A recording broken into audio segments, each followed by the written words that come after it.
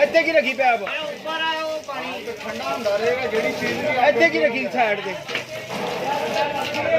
ਉਹ ਛੱਡ ਨਾ ਚੁੱਕ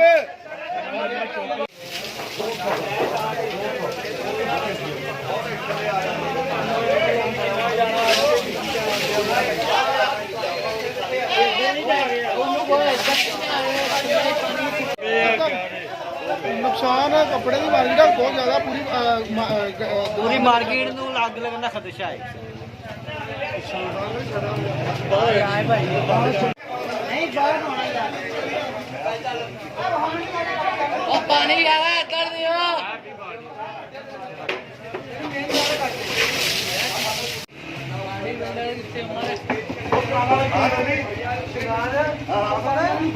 ਉਹ ਭਾਈ ਹੋ ਗਿਆ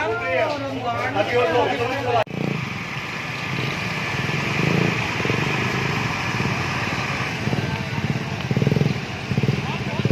नहीं ना ना ये अग बाहर आई नहीं जिदा उधरों आंदी यार ये अग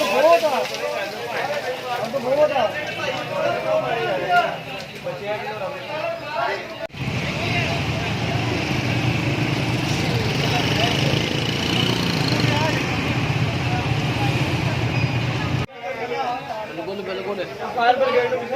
कीता यार को टोपी है कहते टोपी होनी है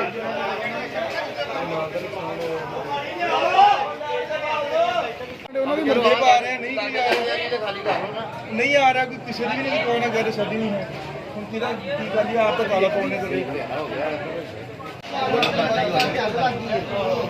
हुन है सही वायर गरम हो गया गाल ते आग लगन लगी है गाल में सिलेंडर ये नु कर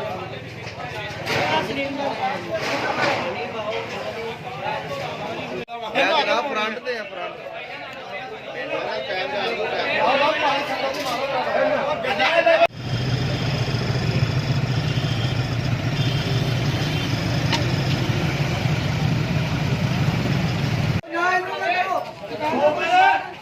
चुको ना छटन ना चुको प्रवास करके देंगे जल्दी ऊपर चले गए